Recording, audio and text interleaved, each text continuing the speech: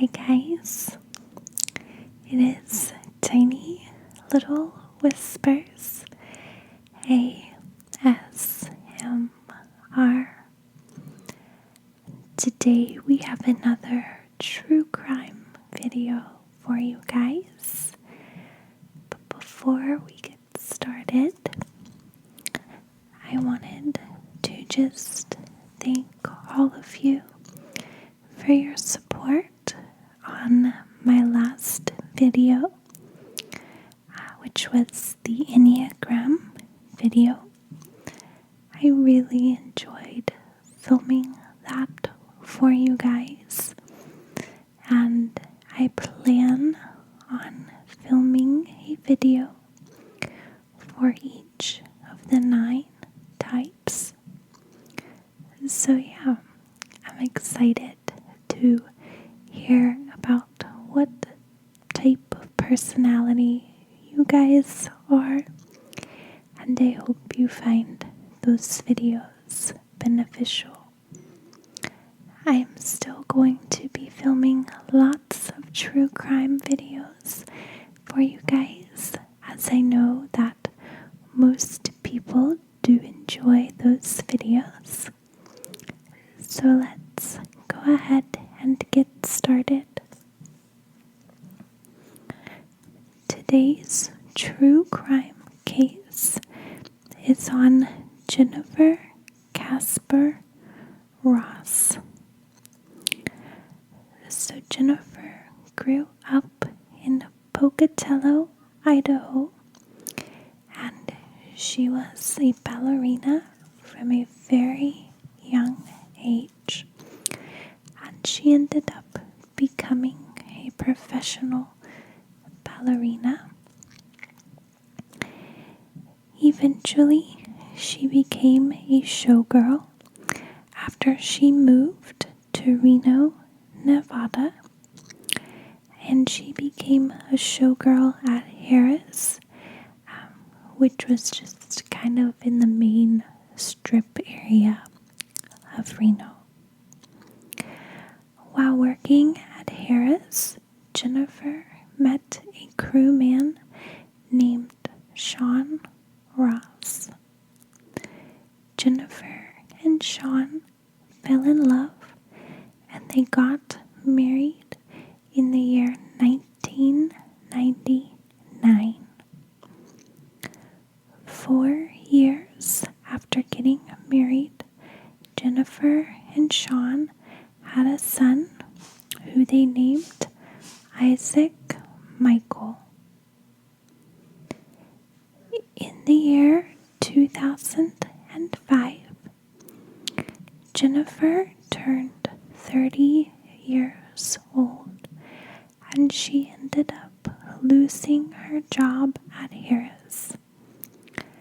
Jennifer had sadly broken her tailbone during a rehearsal for the show that she was in at the time, and she was unable to fully recover from her injuries. Jennifer and Sean started to experience some financial trouble since Jennifer had lost her job.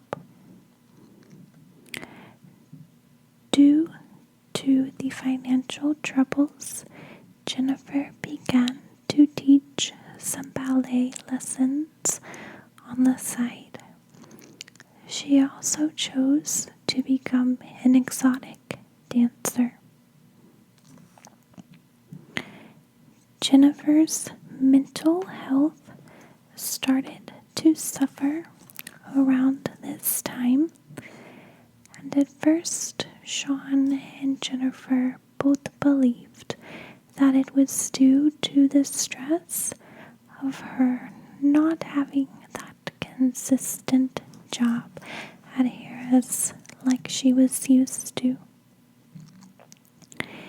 Eventually, though, Jennifer was diagnosed with bipolar disorder, and she fully admitted to experiencing and struggling with postpartum depression even at this time. In order to cope with all of the stress, Jennifer began to use drugs and alcohol on a regular basis. The drugs and the alcohol, this was her coping mechanism, basically to get away and forget about the life that she had. Because growing up, she was a bright student who was always on the dean's list, and she was an accomplished ballet dancer. So I'm sure going from that to becoming an exotic dancer that didn't have a consistent job was very difficult for Jennifer.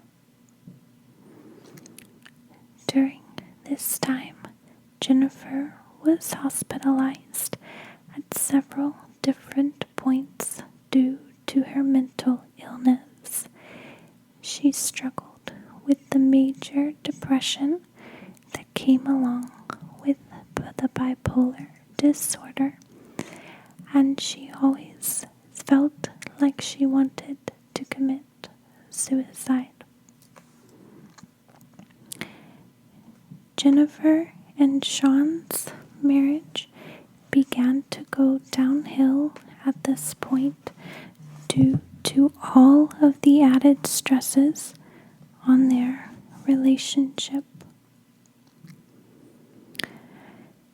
So we're still in the year 2005, and this was on May 4th.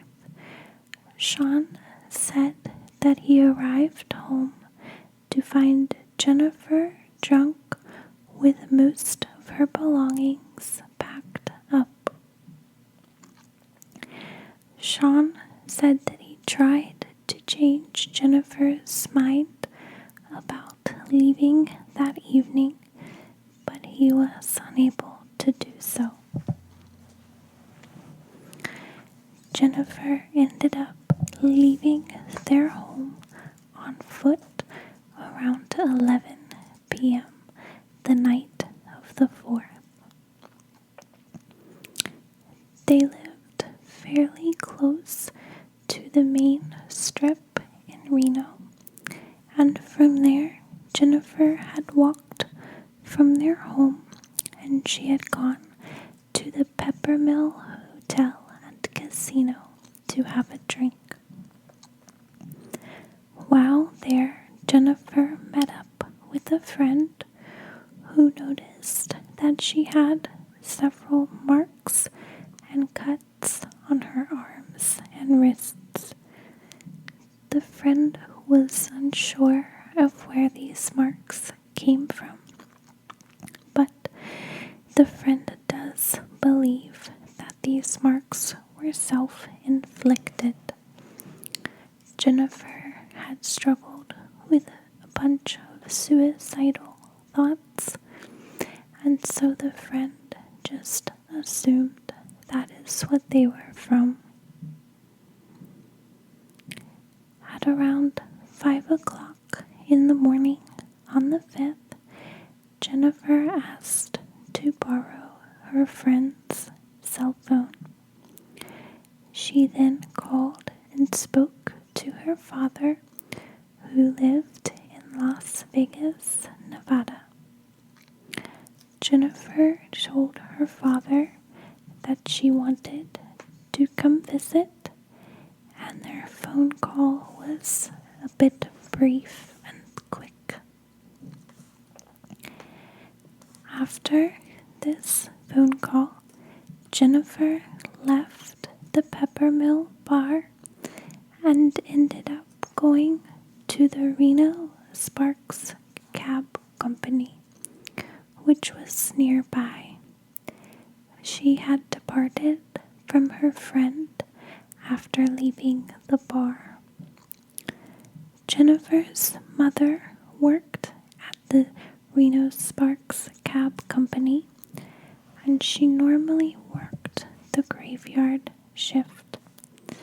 So Jennifer had gone there in the hopes of finding her mother.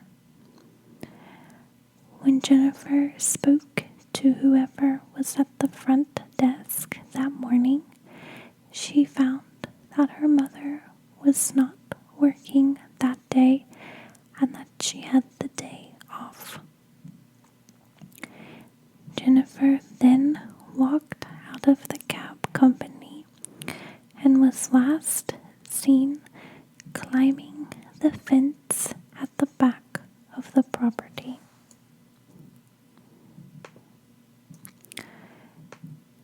So the next day, when Sean realized that Jennifer had not come back home to gather her belongings, he decided to contact the police and file a missing persons report.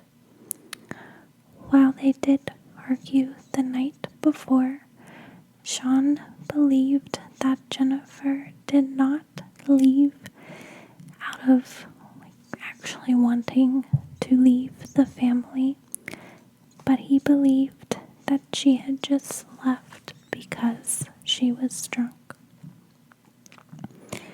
In the past, Jennifer had gone missing for several days at a time before returning home, but Sean was extremely concerned since Jennifer had previously had suicidal thoughts in the recent weeks before her disappearance.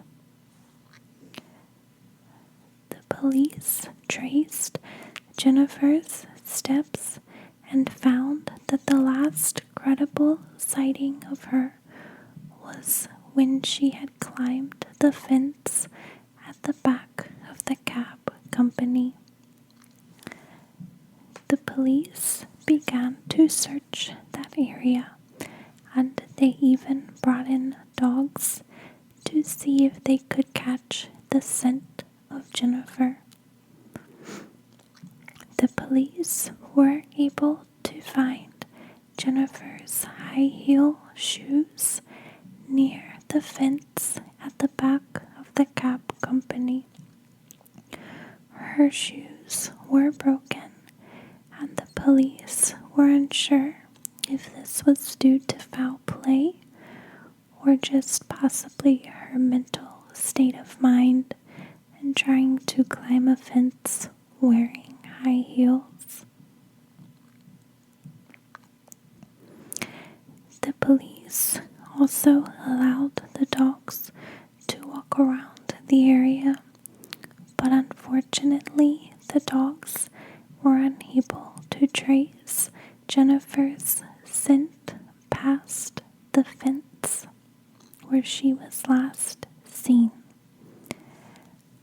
While the police were out searching for Jennifer, Sean had managed to find 2 different notes at their house. These notes were written by Jennifer, and they were covered in her blood. Now I'm unsure if they were just like little specks of blood or if it was a lot of blood on them. The police decided to test these 2 notes, and they found that the blood did in fact belong to Jennifer, and they analyzed the handwriting and found that this was Jennifer's own handwriting. The police have not revealed to the public what was specifically said in the notes, but it is rumored that one of the notes spoke about Sean caring for their son after Jennifer was gone. Even though the police were able was Jennifer's blood on the notes, they were unable to know when the notes were actually written. They cannot figure out if someone forced Jennifer to write these notes or if she was just under a lot of stress and possibly having a mental breakdown and she wrote the notes herself.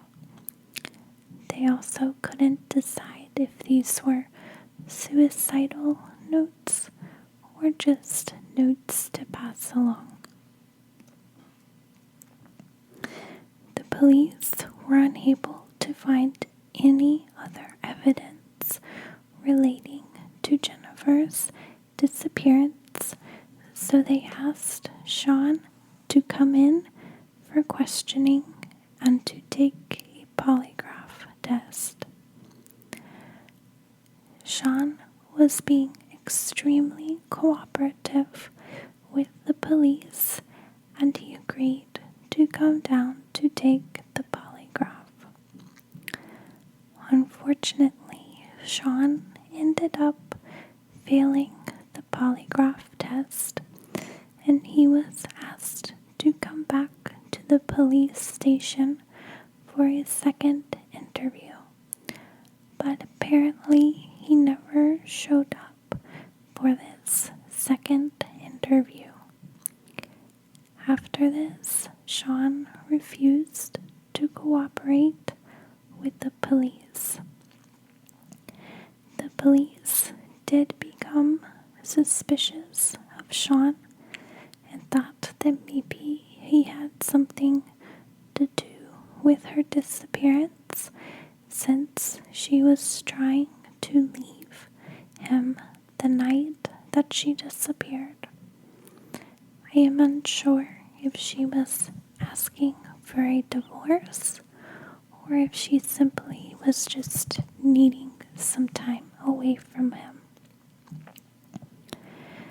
So 3 months after Jennifer disappeared, Sean filed for a divorce and then he filed for sole custody of their son.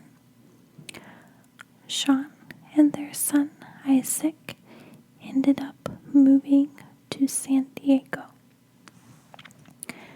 The police have done extensive searches on the area and they have not found any evidence related to Jennifer's disappearance.